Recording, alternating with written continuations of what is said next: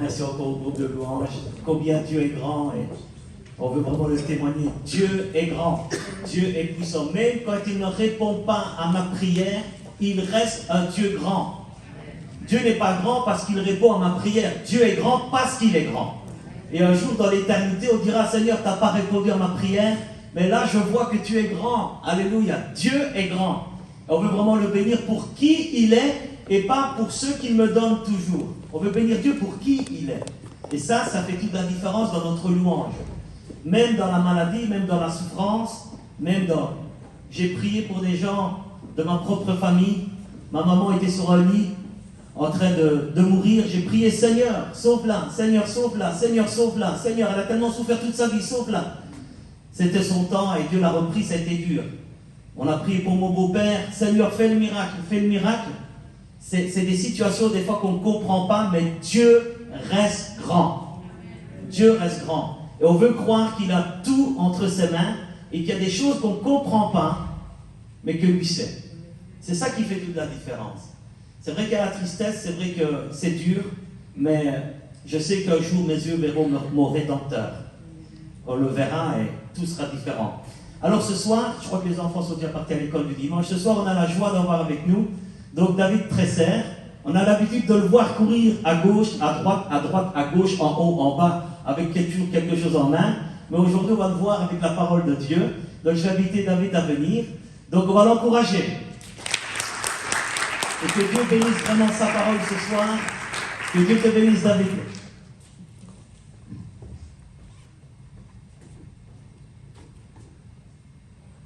On va faire comme les Américains. God bless you, God bless you.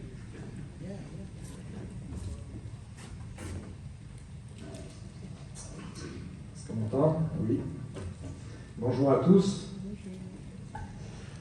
Alors, je vais faire une transition un peu peut-être inhabituelle.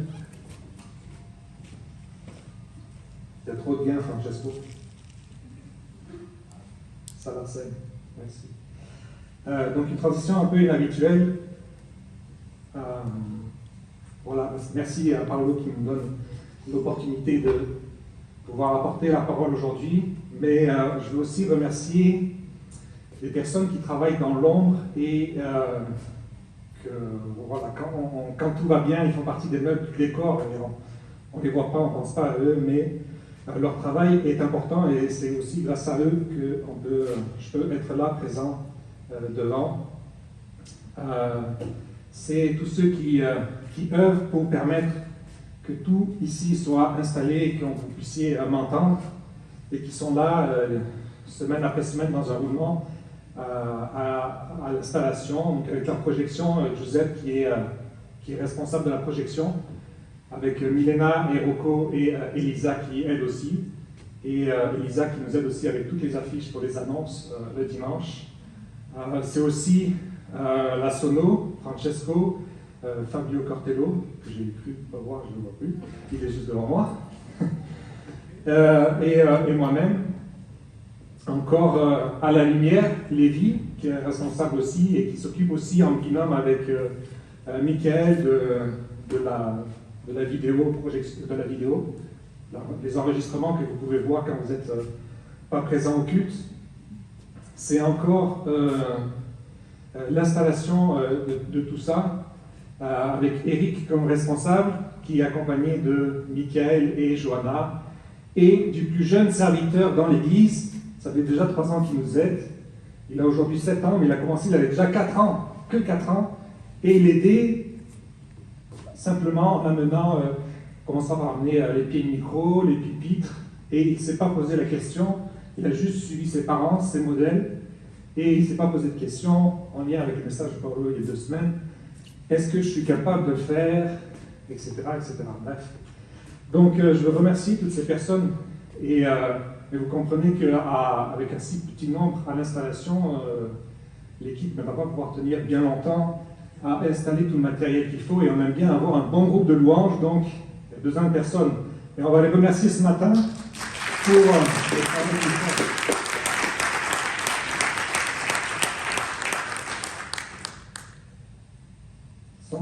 Sans plus tarder, oui, merci. Donc, le message, comme vous avez pu voir sur les réseaux sociaux, dans quelle saison es-tu? Dans quelle saison es-tu? J'aime bien Elisa qui a fait l'affiche par exemple là, et qui a, je pense aussi, sans que je lui dise de quoi aller parler, le message a choisi une photo qui est en rapport vraiment avec le message. Dans quelle saison es-tu? Il y a toutes sortes de saisons dans notre vie. Donc, pour parler, on est enfant, bébé, enfant, puis adolescent, la saison jeune marié, jeunes parents, parents avec les enfants qui ont quitté le foyer, retraités, ou encore des saisons études, travail, pension ou retraite pour les Français, ou encore une saison avant Covid, une saison Covid, une saison, on l'espère, après Covid, et quelle sera. Une saison sans Dieu, une saison jeune converti, une saison avec une conversion plus longue, plus mature. Ou encore, on pourrait parler de saison, printemps, été, automne, hiver. Bon, l'année 2021 n'a pas vraiment gâté la Belgique avec un temps pluvieux et froid un peu toute l'année, des intempéries que l'on a connues au cours de l'été 2021 en juillet. Oui, il faut être un petit peu fou pour quitter le sud de la France et venir en Belgique dans un temps un peu pluvieux, maussade et gris, ou alors répondre et obéir à ce que Dieu nous demande. On espère tous une saison meilleure, mais cela aussi dépend de nous. Et je voudrais déjà commencer à lire avec ce premier verset dans Psaume chapitre 1, verset 3. Il est comme un arbre planté près d'un courant d'eau qui donne son fruit en sa saison et dont le feuillage ne se flétrit point. Tout ce qu'il fait lui réussit. Il est question de saison, je reviendrai un peu plus tard dans mon message. Et je veux parler aujourd'hui de ta saison. Dans quelle saison es-tu et par rapport à où est-ce que tu en es avec Dieu? Où est-ce que tu en es dans ta relation, dans ta vie spirituelle, dans ta relation avec Dieu? Et comme l'a fait à de nombreuses reprises Jésus, il s'est appuyé sur des images de la nature et des images agricoles pour expliquer la parole de Dieu. Et Paul aussi l'a fait également avec plein d'images sportives également. De la même manière, je vais utiliser les 4 saisons de notre calendrier, printemps, été, automne, hiver, ou du moins ce qui est censé marquer notre calendrier, même si, vous l'avez connu en 2021, c'est des fois difficile de reconnaître et de différencier les saisons. Et même dans nos magasins, c'est difficile de différencier les saisons où on trouve des tomates, des fraises du 1er janvier au 31 décembre, on ne sait même plus quand est-ce qu'elles sont produites, à quelle période de l'année. Peut-être aussi donc dans ta vie chrétienne, dans ta vie, tu sais plus dans quelle saison tu es, c'est un peu le flou. Je me rappelle d'un témoignage d'un pasteur qui était dans une ville du centre de la France et qui avait une dame âgée dans son église et qui faisait les courses à pied dans son village. Et à chaque fois qu'elle croisait quelqu'un, elle demandait à cette personne « Où en es-tu avec Jésus ?» Et toutes les personnes dans le village, un petit village de 2500 habitants, ont eu droit à cette question une fois. Et où en es-tu avec Jésus? Et moi, je vais te demander ce matin, dans quelle saison es-tu? Et je vais développer. Dans quelle saison es-tu? Je vais commencer avec donc les 4 saisons que je vais pas lister, expliquer au niveau de la nature et au niveau du chrétien. Tout d'abord, commencer par le printemps. Le printemps, dans la nature, c'est une période qui est moins pluvieuse que l'hiver, une période où le soleil commence à être un peu plus présent, un peu plus souvent. Les températures sont plus douces, elles s'élèvent, C'est une période où la nature reprend vie. Après une période un peu tristounette de l'hiver, où il n'y a pas de feuilles, il n'y a pas de couleurs, l'herbe commence à pousser, c'est une période où il y a plein de fleurs, les arbres bourgeonnent, les arbres fleurissent, les arbres voient des feuilles qui commencent à pousser, des feuilles qui sont encore tendres au printemps, des fleurs qui vont laisser place à de jeunes fruits qui vont grossir au fil du printemps, des arbres qui vont connaître aussi des pousses, de jeunes pousses. Et d'ailleurs, Jésus utilise cette image-là par rapport aux figuiers, les jeunes pousses. Quand vous voyez des jeunes pousses et tendres, vous connaissez que l'été arrive. Qu'en est-il pour le chrétien? Le printemps chez le chrétien, peut-être celui qui vient tout juste de se convertir, de donner sa vie à Jésus, qui était dans une saison sans Dieu, l'hiver, et qui a entendu parler de Jésus, qui a donné sa vie à Jésus. Ça commence comme s'il était un bébé spirituel qui vient juste de donner sa vie au Seigneur et qui grandit petit à petit.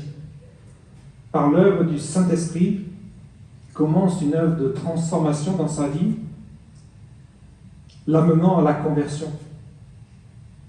Et comme dit Jésus, Jean chapitre 3, verset 8, « Il faut que vous naissiez de nouveau. » Oui, on naît physiquement, mais il est important de naître spirituellement, c'est-à-dire de placer notre confiance en Jésus, que Jésus soit notre Seigneur et notre Sauveur.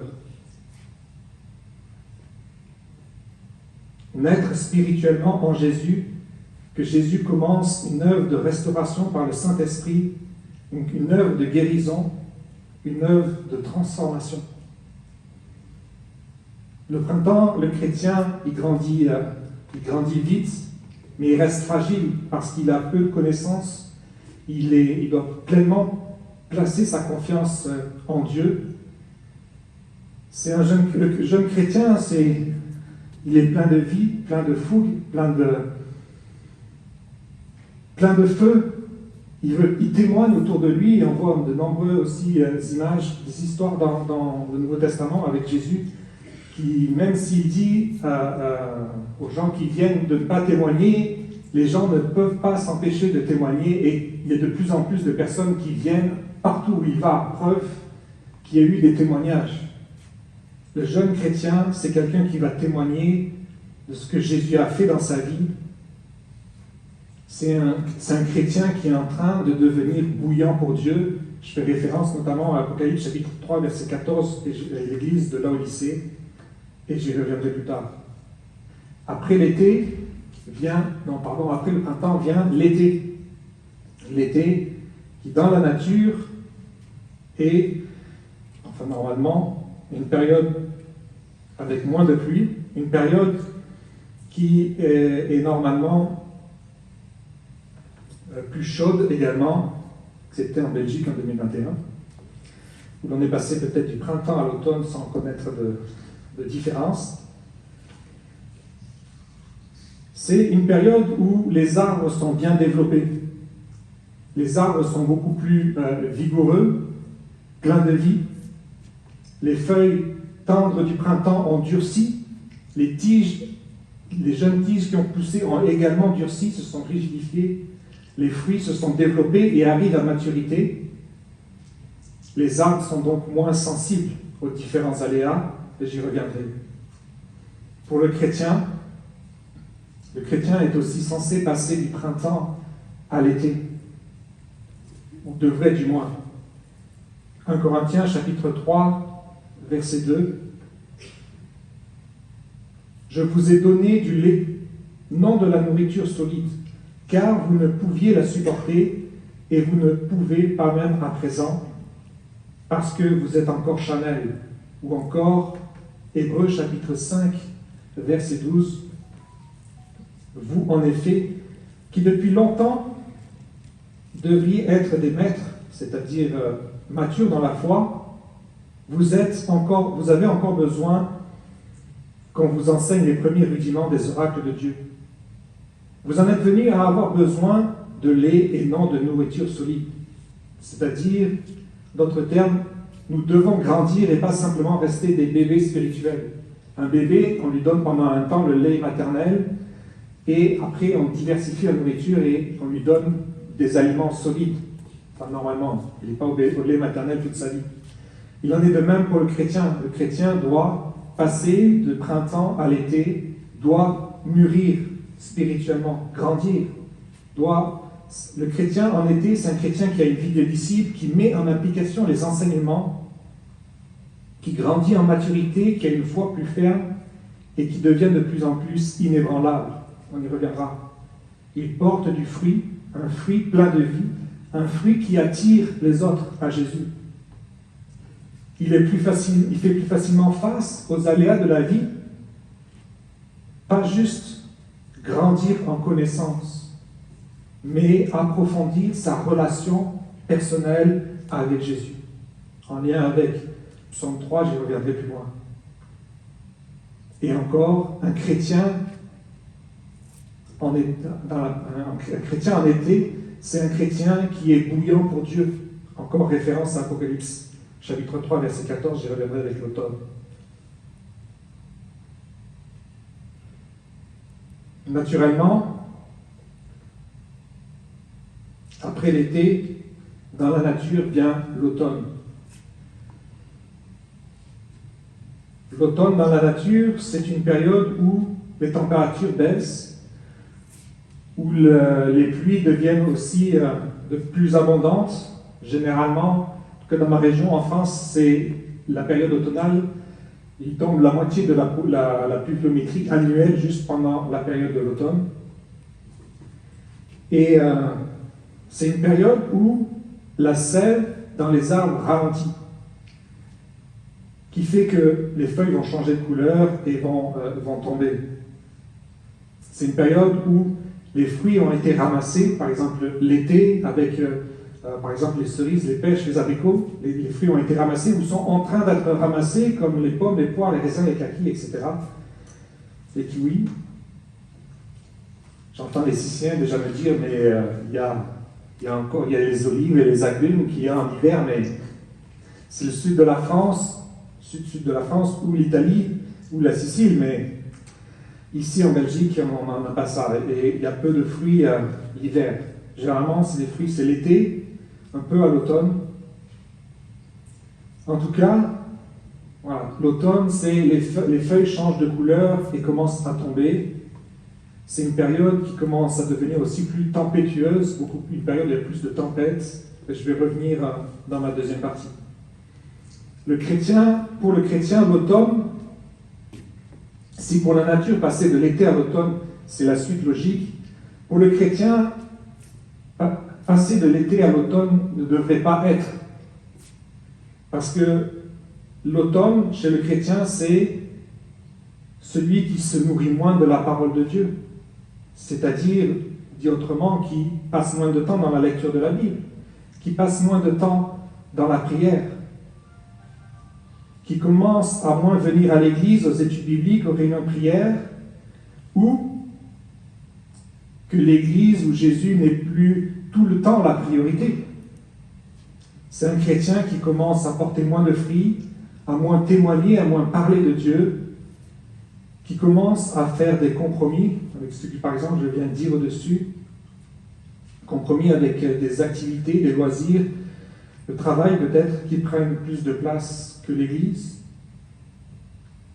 C'est une période où il commencerait à nouveau à y avoir peut-être dans ta vie de la jalousie, du manque de pardon, de l'amertume, de la rancune. Si ça n'a jamais cessé, alors c'est que tu es peut-être encore dans le printemps et que ces choses doivent être réglées pour pouvoir passer dans cette période estivale. Et j'en reviens donc au texte de l'Apocalypse, chapitre 3, versets 14 à 16. Et les chrétiens de la Odyssée, un chrétien qui est dans une période automnale, c'est un chrétien qui est en train de devenir tiède. Apocalypse, chapitre 3, versets 14 à 16. Écrit à l'ange de Laodicée, un peu plus loin, à partir du verset 15, « Je connais tes œuvres, je sais que tu n'es ni froid ni bouillant, puisses-tu être froid ou bouillant, ainsi parce que tu es tiède. et que tu n'es ni froid ni bouillant, je te vomirai de ma bouche. Un chrétien, dans la période automnale qui commence à s'éloigner de Dieu, est un chrétien qui est en train de devenir tiède. Comprenez que si, pour la nature, la logique, passer de l'été à l'automne, c'est logique, mais il vaut mieux ne pas passer de l'été à l'automne dans notre vie chrétienne et de rester dans cette période estivale. Enfin, la dernière saison dans la nature, c'est l'hiver. J'ai repris encore l'image que Lisa a utilisée pour l'annonce. L'hiver dans la nature, c'est la période où il y a le moins de soleil, c'est la période où les températures sont les plus basses, où la végétation semble morte, où la sève est complètement au ralenti. La végétation, en fait, rentre dans une sorte de dormance, avec parfois la mort. Certaines plantes passent l'hiver, d'autres ne passent pas l'hiver. Et c'est aussi une période qui est plus propice aux tempêtes de pluie, de neige, de vent, etc. Et par exemple, en fin 1999, pour la Belgique, là, en France, en fin de cette année-là, a connu 2 tempêtes qui ont arraché des milliers d'hectares de pins dans le sud-ouest de la France, entre autres parce que l'automne, avec la quantité de pluie qu'il y a, la pluie rend le sol beaucoup plus meuble. Et donc, plus facilement, les racines sont moins tenues dans le sol. Et du coup, quand il y a une forte tempête, ils ont moins de résistance, mais j'y reviendrai plus tard parce que ce n'est pas la seule raison. Je reviendrai dans ma deuxième partie. C'est aussi une période où il peut y avoir des grands gels, des gels extrêmes, excessifs. Et mon père m'a souvent raconté qu'en 1957, dans la région, même jusqu'en plaine, donc en altitude la plus basse, il avait fait 3 semaines sans dégel, jour comme nuit. Même avec le soleil, les températures étaient restées négatives, et ça avait eu pour conséquence d'éclater des arbres, et donc de tuer une grande quantité d'arbres. J'y reviendrai aussi. Donc l'hiver, c'est un temps de dormance, mais aussi avec un grand risque de mort. Pour le chrétien, l'hiver est une période où Dieu n'est plus une priorité. L'Église non plus, on n'y vient plus ou rarement.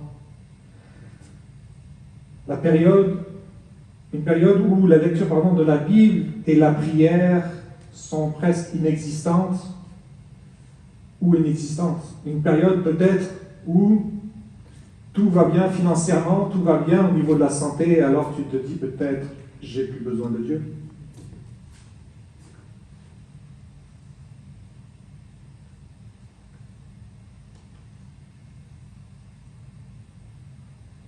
Tu es peut-être aussi venu à Dieu parce que tu as demandé à un pasteur de venir prier pour toi, parce que tu avais un enfant qui dormait plus, ou toi-même des problèmes de sommeil, parce que tu connaissais plein de problèmes, tu avais peut-être cherché des solutions partout ailleurs, mais tu n'en as point trouvé. Et en dernier recours, tu t'es dit peut-être on va essayer l'Église, on va essayer Dieu. Et maintenant, peut-être que le Seigneur a répondu, tu es en train inconsciemment peut-être de t'éloigner, parce que la réponse elle est là, mais tu accordes moins d'importance à Dieu, et tu commences à venir moins fréquemment à l'église, à laisser Dieu de côté, et à constamment en train de t'éloigner. Et on voit aussi combien, même dans la Bible, quand Jésus va guérir les 10 aveugles, combien reviennent à lui? Un seul. Un seul. Ils ont été guéris, ils ont oublié qui les a guéris. En fait, comme pour la nature, tu es en train d'être dans une dormance spirituelle, c'est-à-dire que tu ne laisses plus beaucoup de place à Dieu, à Jésus et à l'action du Saint-Esprit dans ta vie. Mais le grand danger dans cette période, c'est la mort spirituelle éternelle. La mort spirituelle éternelle. Saül, qui était un roi en Israël, a eu à un moment donné dans sa vie une grande jalousie contre David qui était son successeur. Et cette jalousie l'a laissé gangréner au point que Dieu et le Saint-Esprit s'est retiré de la vie de Saül. Et plutôt que de se repentir, il va continuer à s'endurcir et à s'éloigner de Dieu, à passer donc de l'été à l'automne, à l'hiver, et finalement être conduit à la mort éternelle sans Dieu. David, lui, a péché, lui, l'homme selon le cœur de Dieu a péché et mérité la mort. Pourtant, il a conscient du danger d'être sans Dieu, il s'est sincèrement repenti. Et si il a manqué la cible à un moment donné, c'est-à-dire de suivre Jésus, il s'est détourné, mais quand il a compris les risques et les dangers de passer l'éternité sans Dieu, il s'est sincèrement repenti et est retourné à Dieu. Et on connaît le ministère que David a eu. On peut lire 1 et 2 Samuel. Ainsi, une jalousie, un manque de pardon, une amertume, une colère peut, comme Saül, t'emmener dans cette saison hivernale et voir à la mort spirituelle éternelle. L'hiver, ça peut aussi être pour des personnes qui ne se sont pas encore données à Jésus, mais qui ont entendu pour les premières fois récemment ou qui pour la première fois peut-être aujourd'hui, qui ont entendu parler de Jésus et qui sont à l'approche du printemps et sur le point peut-être de donner leur vie à Jésus, et vous encourage à passer de cette période hivernale. D'ailleurs, un exemple avec Paul, par exemple, qui est passé de cette période hivernale, Paul, seul au moment de sa conversion, qui pensait servir Dieu, mais qui en fait combattait Dieu. Il était contre Dieu, il persécutait les chrétiens jusqu'au jour où il est arrêté.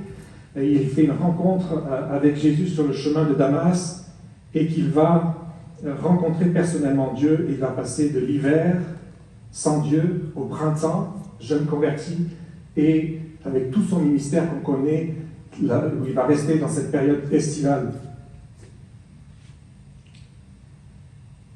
Donc, comme Paul, si tu es dans cette saison hivernale, il est temps de se donner à Jésus et de changer de saison.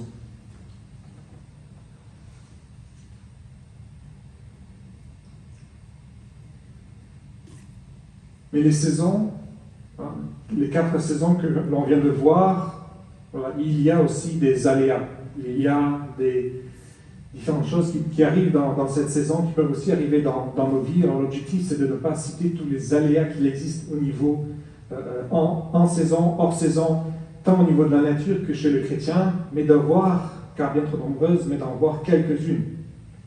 Le premier, le gel. Donc là, vous pouvez voir les gelées blanches printanières ou en hiver, la nature qui est bien recouverte. Peut-être que celle-là vous ait pu... il faut baisser ma voix dans les retours, s'il te plaît.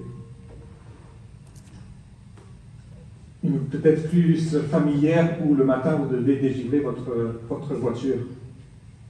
Mais l'hiver, le gel, la nature y est préparée et ça n'a normalement pas de conséquences si le gel est normal. Mais,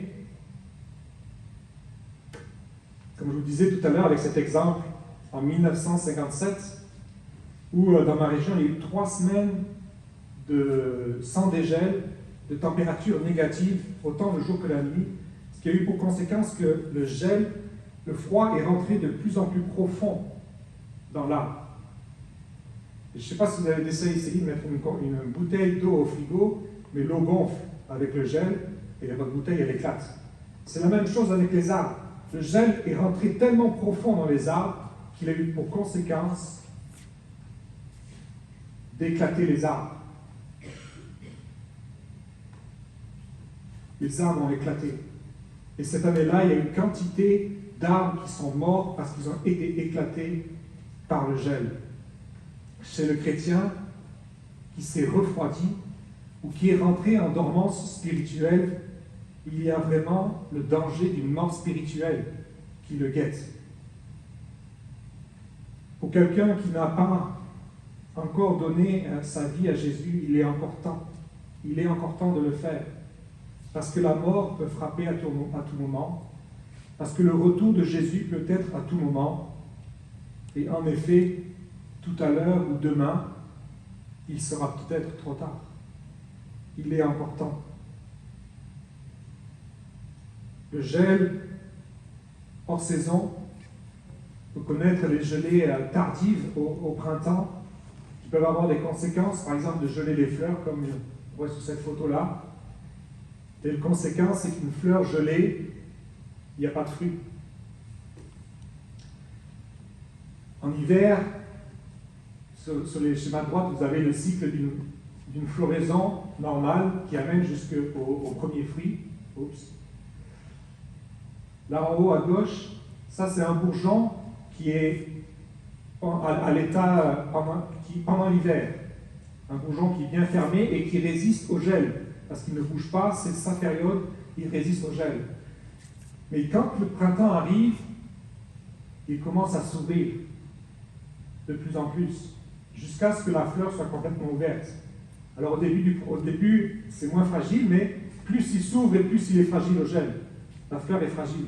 Et quand elle est ouverte, dès qu'il fait 0, la fleur est complètement morte. Elle est gelée. Et donc la conséquence, elle est définitive, c'est-à-dire pas de fruits. Chez une personne qui s'approcherait de Jésus, ou qui serait tout jeune dans la foi, pourrait avoir ces mots: si c'est ça, Dieu ou être chrétien, je n'en veux pas, par exemple, dans des situations où il entendrait des paroles de découragement, des paroles: les chrétiens, tous des hypocrites, les églises, tous, etc. Bref. Ou encore avoir un comportement comme les pharisiens et les publicains ou les scribes, qui étaient des leaders dans le peuple juif, par exemple en Luc 15, qui critiquaient Jésus parce qu'il allait vers les pécheurs. C'est comme aujourd'hui, il ferait la même chose. Il critiquerait le bâtisseur d'espoir qui va à la gare du Midi pour apporter à manger au SDF ou pour apporter des habits au SDF. C'est des gens qui empêchent des hommes et des femmes de s'approcher de Jésus.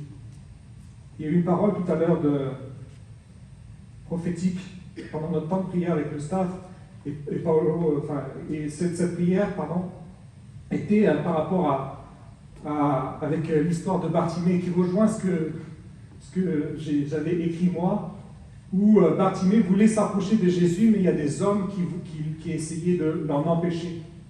Ne soyons pas des hommes et des femmes qui empêchent d'autres de venir à Jésus, ou qui soient un gel dans leur croissance spirituelle avec Dieu, qui décourageons ces personnes-là.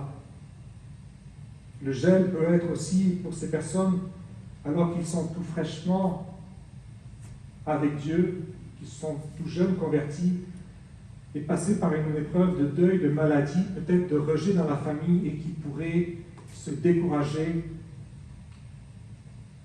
dans ses premiers pas avec Jésus. Des événements qui peuvent venir perturber la vie des jeunes chrétiens, tant à l'intérieur de l'Église qu'à l'extérieur, mais aussi à l'intérieur par des médisances, par empêcher les personnes à venir à Jésus d'une manière ou d'une autre.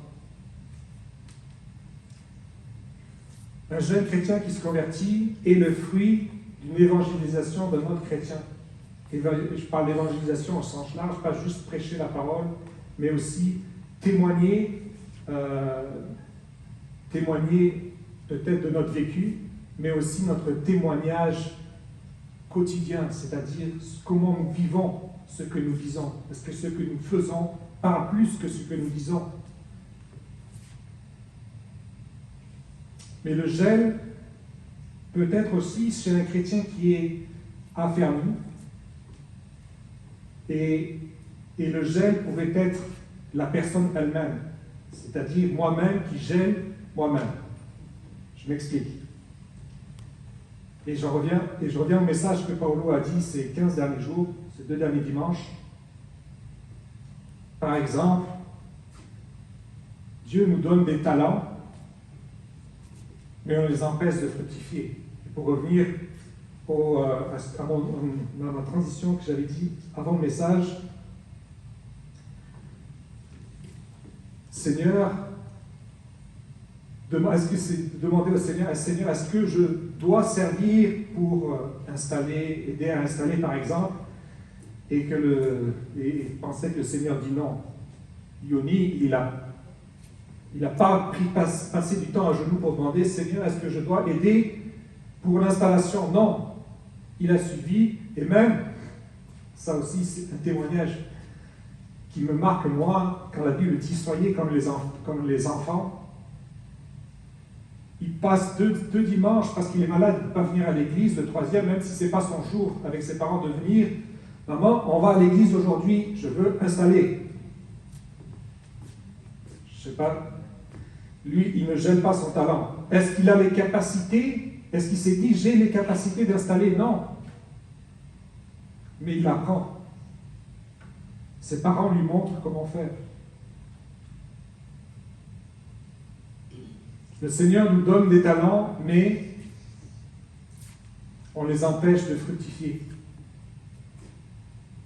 Alors on gèle un talent parce qu'on répond négativement à ce que Dieu nous demande de faire. Ou parce qu'il y a quelque chose devant nous que l'on peut faire et que l'on ne fait pas.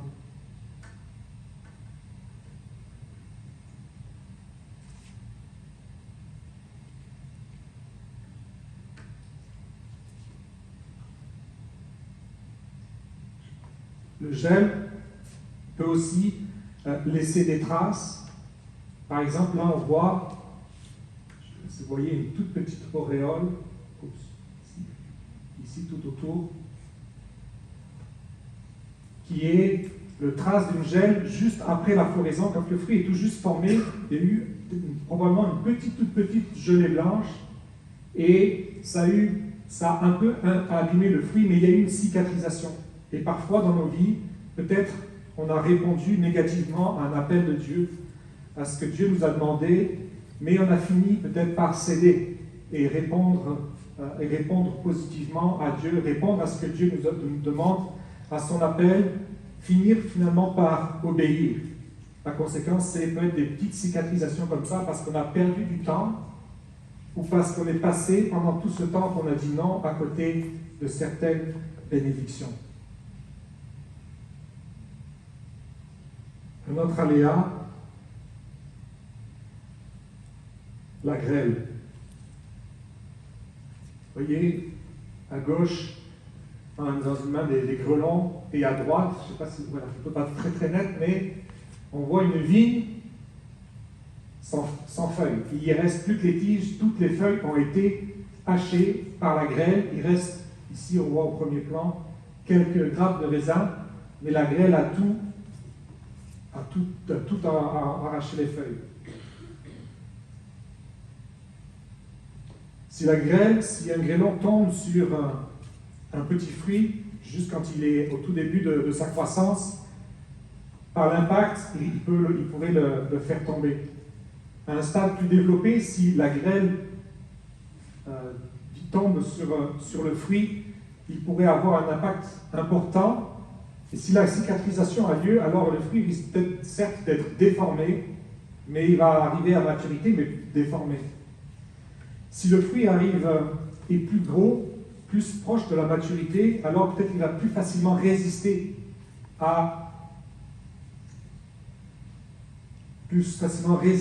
On voit ici, par exemple, des fruits qui ont reçu pas mal d'impact de grêle, mais qui ont cicatrisé parce que les conditions environnementales étaient favorables. Et là, on voit des fruits où il y a eu des impacts de grêle, ou ici, et on voit qu'il commence à y avoir de la pourriture. La conséquence, c'est que ça peut entraîner tout le fruit à être abîmé et à pourrir. Oui, toutes les pommes ne sont pas comme on en trouve ici dans le magasin, toutes belles, toutes lisses. Il n'y a pas que ça sur les arbres. Chez le chrétien,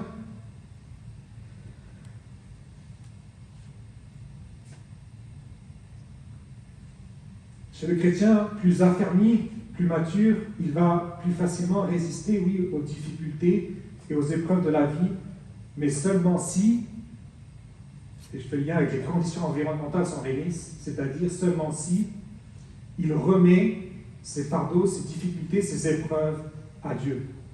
Et il laisse Dieu les porter à sa place. Mais s'il les porte lui-même par ses propres forces, alors il va avoir le même résultat que pour les fruits, c'est-à-dire qu'il va commencer à y avoir de la pourriture qui va s'installer, et ceci risque rapidement de nous faire changer d'une saison, faire passer d'une saison à l'autre, de l'été à l'automne, pour le chrétien. Enfin, les tempêtes. Qu'elles soient de neige, de vent, de pluie ou autres, elles peuvent être désastreuses. Le père me disait, il lui est arrivé une fois où il n'avait pas pu commencer à récolter avant début juillet, et le 4 juillet, il a fait 10 cm de neige, ce qui a eu pour conséquence que, certes, la neige a fondu dans la journée, mais la neige avait tout aplati les récoltes. Donc derrière, la qualité des récoltes était pas très belle. Vous voyez, donc la neige en saison, et si c'est dans des proportions raisonnables, les arbres résistent. Certes, ils ploient, ils plient sous le poids de la neige, mais ils résistent. Cependant, là on voit l'exemple d'un arbre fruitier où il a eu de la neige hors saison. Si c'était pendant l'hiver, l'arbre aurait résisté. Mais là, que ce soit encore au printemps ou à la fin de l'automne, alors que l'arbre a encore ses feuilles, il y a beaucoup plus de surface pour la neige, pour tomber et pour rester sur les branches. Et alors, les branches, du coup, il y a beaucoup plus trop de poids pour les branches, et les branches finissent par casser.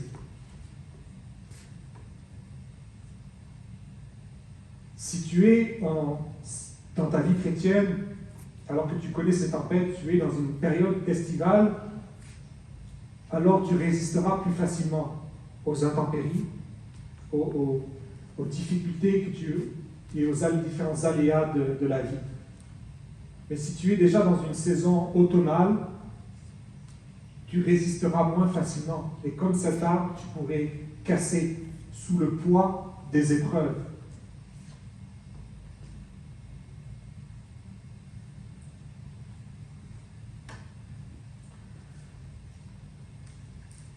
Paul, alors qu'il était prisonnier et qu'il était sur le bateau en direction de Rome, il va avertir le centenier du bateau, qui était sur le bateau, en disant qu'il était dangereux de poursuivre la navigation et qu'il fallait rester là où ils étaient.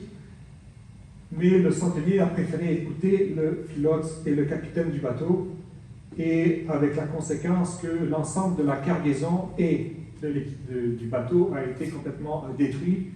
Parce qu'ils ont quand même finalement écouté à la fin Paul. Mais ils étaient devant un choix, et ils ont fait le choix, un choix qui les a amenés au désastre matériel, mais ils ont sauvé leur vie. Généralement, les tempêtes dans nos vies nous surprennent. On ne s'y attend pas. Parfois, Dieu nous avertit de ces tempêtes plus souvent que ce que l'on pense, parce que souvent aussi, on n'écoute pas les avertissements que le Seigneur fait. face aux tempêtes qui pourraient arriver dans notre vie. Et ce sujet des tempêtes, c'est un sujet qui avait été abordé presque chaque dimanche avant le Covid. Le mois de janvier et le mois de février, presque chaque dimanche, ce thème de tempête revenait. L'Église avait été avertie qu'une tempête se préparait et en mars, on a été confinés. Pourtant, malgré ces avertissements, combien de personnes étaient là avant la crise du Covid et on ne voit plus aujourd'hui? Pourquoi? Ils sont passés d'une saison à l'autre, de l'été à l'automne, voire à l'hiver. Et on va entre autres voir pourquoi, avec cet exemple de la tempête en France, dans le sud-ouest de la France, en 1999, où des milliers d'hectares de pins ont été renversés. Je ne sais pas si vous voyez, première chose qui vous choque, peut-être plus visible avec cette image-là, ces images-là. Moi, ce qui me choque sur cette image, c'est que je ne vois que des racines qui sont superficielles. Mais pas de racines, mais il manque la racine pivot, celle qui descend dans le sol. Normalement, les arbres, plus ou moins suivant les arbres, là vous avez le niveau du sol, vous avez une racine pivot qui descend profondément dans le sol, avec aussi des racines horizontales. Et cette racine pivot, qui est normalement aussi grande que la hauteur de l'arbre au-dessus, ou plus grande, cette racine pivot permet à l'arbre d'être inébranlable et de résister aux intempéries et au vent. Comprenez que, sinon, si la racine pivot a été cassée, ce qui est le cas dans toute plantation, la racine pivot a été cassée et du coup on arrive plus à un système comme ça avec des racines qui sont superficielles. Et du coup, dès que le sol est meuble et qu'il y a des forts vents, les arbres cassent. Et si ces arbres avaient les racines pivot, les mêmes arbres, les mêmes tailles, avec une racine pivot, ils seraient restés debout, ou éventuellement l'arbre aurait cassé, mais en hauteur, il n'aurait pas été déraciné.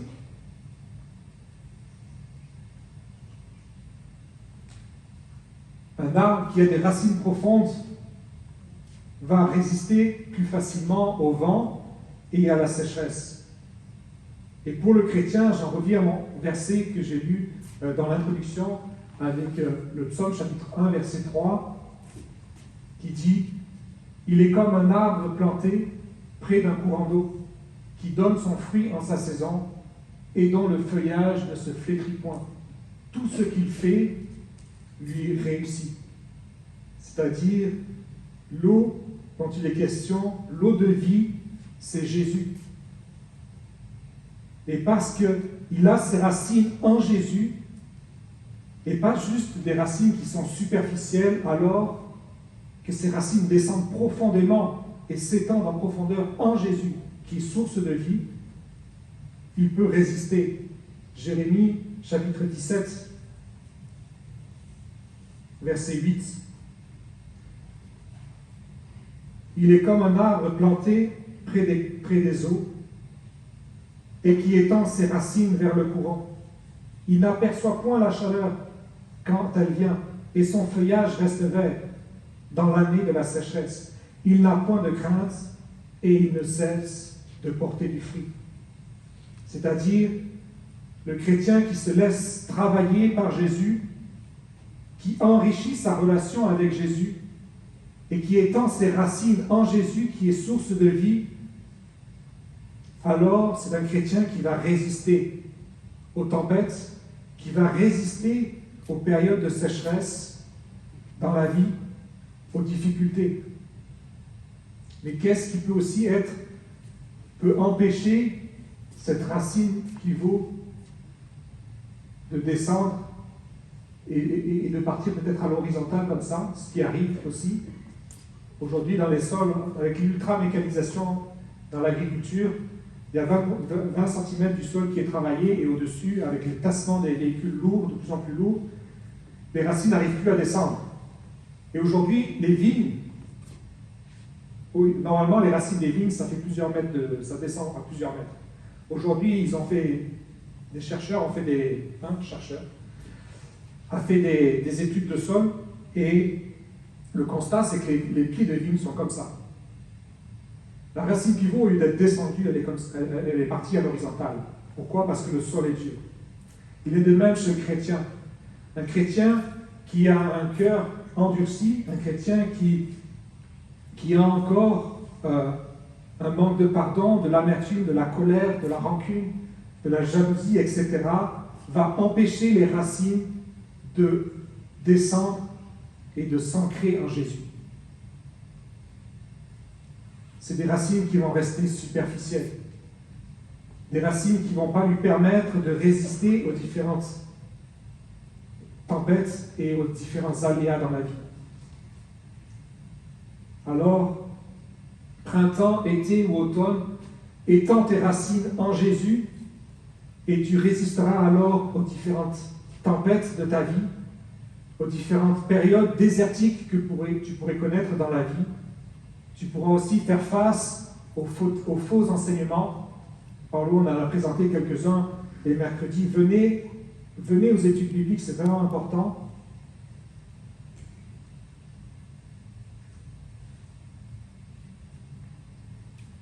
Je vais conclure sur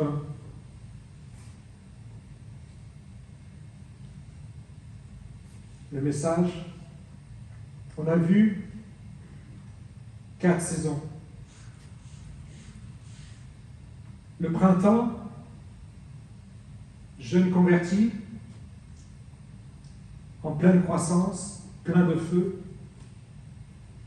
brûlant pour le Seigneur. En été, l'été chez le chrétien, la maturité bien ancrée dans la foi, il porte de beaux et de bons fruits. Il est aussi brûlant pour le Seigneur. L'automne, c'est un chrétien qui est en train de devenir tiède, qui est en train de s'éloigner, qui est en train de perdre sa ferveur pour le Seigneur. L'hiver, c'est un chrétien qui s'est refroidi, qui s'est éloigné de Jésus, ou alors un non-chrétien qui a entendu parler de l'Évangile pour les premières fois ou pour la première fois, et qui n'a pas encore donné sa vie à Jésus. Suivant dans la saison dans laquelle tu te trouves aujourd'hui, et suivant les aléas que tu traverses, ton enracinement à Jésus, alors tu vivras les différents aléas d'une manière différente. Dans quelle saison es-tu? Hiver, tu n'as pas encore donné ta vie à Jésus, il est temps de le faire ce soir, d'entrer dans le printemps. Dans quelle saison es-tu? Le printemps? Jeune converti, alors persévère, approfondis ta relation avec Jésus. Plonge profondément tes racines en lui, Jésus qui est la source de vie. Dans quelle saison es-tu? Été, alors persévère, continue d'approfondir ta relation avec Jésus et tu porteras ainsi davantage de fruits. Les racines sont en général proportionnelles à la taille de l'arbre au-dessus. Et plus tes racines seront profondes en Jésus, plus tu approfondis ta relation avec Jésus, alors plus tu porteras aussi du fruit. Et tu résisteras aussi davantage aux aléas de la vie. Grâce à tes racines profondes en Jésus, tu es inébranlable. Dans quelle saison es-tu? Automne? Tu t'es laissé peut-être décourager. Tu as laissé autre chose devenir plus important que Jésus, que l'Église. Tu passes moins de temps dans la lecture de la parole, dans la prière. Tu as laissé peut-être la place à un non-pardon, à de la colère, à de l'amertume, à de la rancune. Tu es en fait en train de devenir tiède, alors ressaisis-toi et approfondis à nouveau ta relation avec Jésus afin de repasser de cette période de l'automne à une période estivale. Dans quelle saison es-tu? Hiver? Tu viens de moins en moins à l'église, tu ne lis plus ta Bible ou ne pries plus. Si c'est le cas, il est urgent que tu reviennes à Jésus, que tu aies à nouveau cette relation avec Jésus, car ton salut en dépend. Dans quelle saison es-tu? Tu as peut-être connu plusieurs saisons dans ta vie,